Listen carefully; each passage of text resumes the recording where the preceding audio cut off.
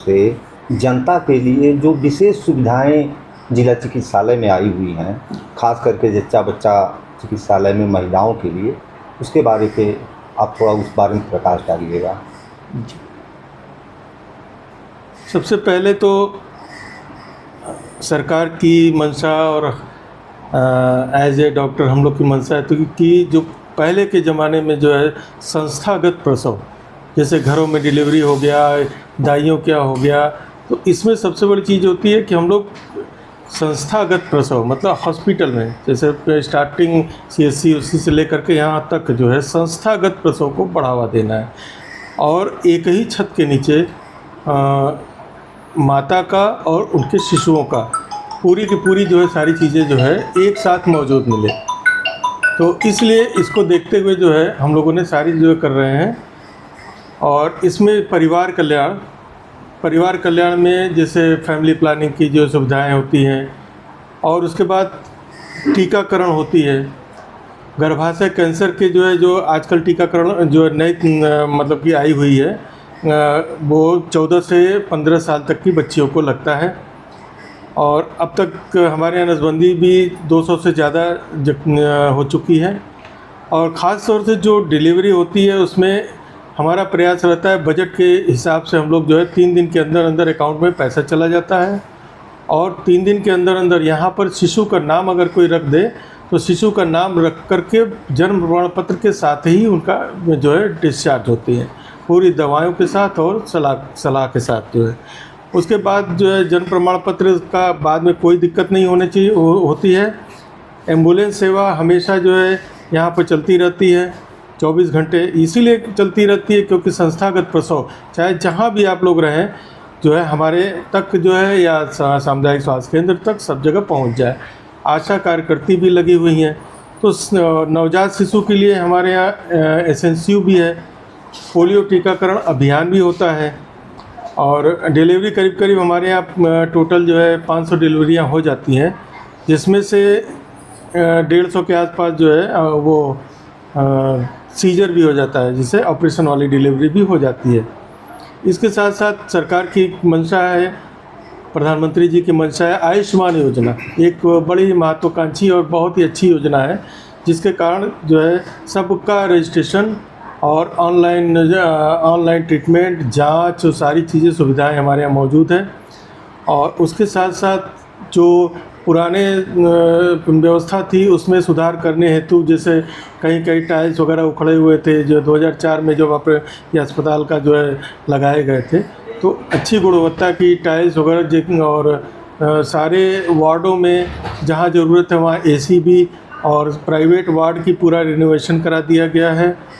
और हम लोग एकदम समझिए कि जो है अगर कायदे से देखा जाए तो एक प्राइवेट अस्पतालों जैसी पूरी की पूरी सुविधा निःशुल्क, यहाँ तक कि 1 रुपये की पर्ची भी जो है यहाँ पर जो है गर्भवती वो माताओं का कोई भी पंजीकरण शुल्क नहीं है। और सारी चीज़ें अगर आयुष्मान कार्ड है तो आयुष्मान के हिसाब से जो है उसका इलाज होता है। आयुष्मान वार्ड है और उसमें सारी सुविधाएं एकदम निःशुल्क दी जाती है। सीजर को लेके अक्सर लोगों में भ्रम बना रहता है, अभी भी ग्रामीण क्षेत्रों में ऐसा है कि लोग सोचते हैं कि सरकारी अस्पताल में महिलाओं का ऑपरेशन नहीं किया जा सकता, ऑपरेशन से बच्चे नहीं पैदा किए जा सकते, या फिर वहाँ उतनी अच्छी सुविधाएं नहीं। इस संदर्भ में आप क्या कहना चाहेंगे? देखिए, सीजर का जहाँ तक है या ऑपरेशन से डिलीवरी की बात है, जहाँ अगर इंडिकेशन हो, क्योंकि आज हम इस युग में पहुंच चुके हैं कि ज़बरदस्ती या नॉर्मल डिलीवरी कराने के चक्कर में या दाइयों से कराने के चक्कर में कोई कॉम्प्लिकेशन हो, क्योंकि माँ जो है 9 महीने शिशु को रखती है अपने पेट में, और उसका जो रिजल्ट होना चाहिए एक स्वस्थ शिशु होना चाहिए। और पता चलता है कि अगर वो नॉर्मल डिलीवरी के लायक नहीं है, जो है रास्ता छोटा है, या जब जो भी चीज़ है कोई कॉम्प्लिकेशन अगर वो सीजर से हो जाता है तो बच्चा जो है स्वस्थ बच्चा एक परिवार को प्राप्त होता है। और जहाँ तक जो है कोई ज़बरदस्ती नहीं है, लेकिन जहाँ भी इंडिकेशन होता है हमारे यहाँ ऑपरेशन दिन रात होता है, रात में भी होती है ऑपरेशन, दिन में भी होता रहता है, और पैथोलॉजी की जांच भी होती रहती है। सारे मार्कर के साथ साथ जो है सारी चीज़ें यहाँ उपलब्ध रहती है। आपकी जो आशा कार्यकर्त्री वगैरह लगी रहती हैं ग्रामीण क्षेत्रों में, शहरी क्षेत्रों में, इनकी अक्सर शिकायतें आती हैं कि किसी न किसी तरीके से ये महिलाओं से जो है कि धन उगाही का कार्य करती हैं, तो इस संदर्भ में आप क्या कहना चाहेंगे? देखिए, इस संदर्भ में हमारे यहाँ चारों तरफ सीसीटीवी कैमरे लगे हुए हैं, और अगर जो है कोई इस तरह की घटनाएं या कोई दलाल टाइप की जो है लोग घूमते नज़र आते हैं, उसके लिए भी हम चौकी पर भी इन्फॉर्म करते रहते हैं। अपने यहाँ भी जो है उनको पकड़ करके जो है भगाया जाता है, सारी चीज़ें की जाती हैं। हमारा भरसक प्रयास है कि यहाँ 1 रुपये पर्ची तक का भी पैसा न लगे, और आशाओं से ये गुजारिश की जाती है कि जो भी डॉक्टर बताएं उनकी एडवाइस को जो है मरीज़ को समझाएं, क्योंकि उनको मरीज़ उनके क्षेत्र के होते हैं, वो कायदे से समझ जाते हैं कि ऑपरेशन करने लायक है, तो कोई ज़बरदस्ती न करें, ताकि जो यहाँ पर सारी चीज़ें एक छत के अंदर मौजूद है। तो दलाल वगैरह या जो भी चीज़ें, उनका मेरा भरसक प्रयास रहता है कि कोई धन उगाही की चीज़ें ऐसी न हो। दवाओं के लिए आपका क्या कहना है? आपके यहाँ क्या सारी दवाएं उपलब्ध रहती हैं जो एक मरीज को ज़रूरत है, फिर भी उसके बाद भी लोग देखते हैं कि मेडिकल स्टोर पे लिख दी जाती है, पर्ची लेने जाते हैं, ऐसा क्यों होता है? ऐसा है कि दवाएं हमारे यहाँ EDL इमरजेंसी ड्रग लिस्ट और सारी चीज़ें तैयार है, और डॉक्टरों के पास डिस्प्ले भी किया जाता है, और हमारे यहाँ भरसक प्रयास है कि एकदम सारी दवाएं मौजूद रहें। कुछ कॉरपोरेशन से मिलती है, कुछ ली जाती हैं, कुछ सामानें ली जाती हैं, लेकिन इसमें भरसक प्रयास रहता है। अगर कोई इस तरह की चीज़ें हों तो प्रधानमंत्री जन औषधि से भी ले सकती हैं, लेकिन भरसक ऐसा होता नहीं है। और ऐसा अगर मुझे कोई संज्ञान में आता है तो तुरंत डॉक्टर से जो है हम तुरंत जवाब तलब करते हैं, उनसे स्पष्टीकरण लेते हैं कि जो भी कोई चीज़ें हैं, वो चीज़ें अगर कोई कमी है तो मुझसे आकर के कहें, जिसको हम पूरा कर सकें। अच्छा, जेनरिक दवाओं के लिए अभी भी लोगों में थोड़ा संदेह की स्थिति रहती है कि वो गुणवत्ता उसमें कम होती है। अभी आपने प्रधानमंत्री जन औषधि केंद्र की बात की है, तो क्या ऐसा कुछ है क्या? नहीं, ऐसी कोई बातें नहीं है।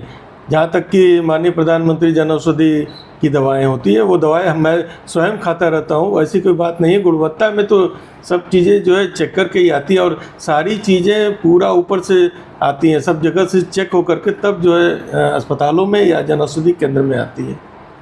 तो ऐसी कोई तो प्रसव के बाद जो बच्चे अक्सर करके कुछ दिक्कत उनको आ जाती है, जिसको लेकर ज़्यादातर यहाँ परिजनों ने उनको प्राइवेट हॉस्पिटलों में भर्ती कराते, तो क्या सरकारी अस्पतालों में सुविधा उनको नहीं मिल पाती? नहीं, देखिए, सुविधा हमारे पास एक हमारे यहाँ लेवल ऑफ केयर होता है, जैसे कि हमारे यहाँ SNCU इस्टेब्लिश्ड है, और वहाँ हम लोग CPAP और इस सारी व्यवस्थाएं भरसक हम प्रयास करते हैं। अगर कोई कॉम्प्लिकेशन ऐसी होती है तो हम लोग प्राइवेट में तो कभी नहीं भेजते।